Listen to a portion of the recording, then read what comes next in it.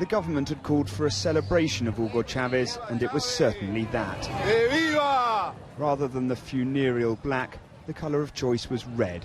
Socialist red, the colour of the revolution. They came from across Venezuela, and by any means they could. And they were prepared to wait for as long as it took to say goodbye to a man they credit for pulling them out of poverty.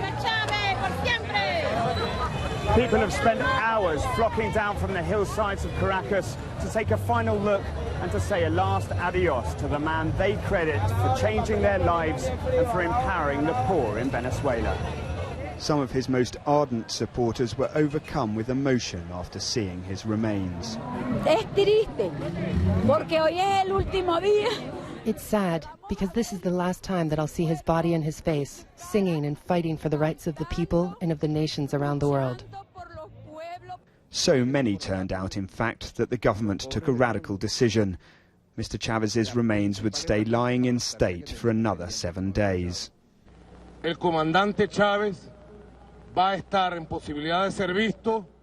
The Venezuelan people will be able to see Commander Chavez for at least another 7 days, so that everyone can see him without limitations.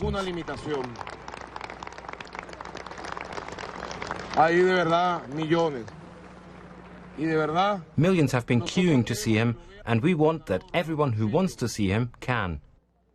Heads from as many as 33 states around the world are due to send representatives to the funeral, from close allies such as Evo Morales of Bolivia to Mr. Chavez's bitter enemy, the United States. But in death, political differences have been put to one side briefly to pay respects to Chavez the man, if perhaps not Chavez the politician. Meanwhile, the faithful, ordinary people who have been queuing around the clock to glimpse Mr. Chavez have been granted another week to say goodbye. Will Grant, BBC News, Caracas.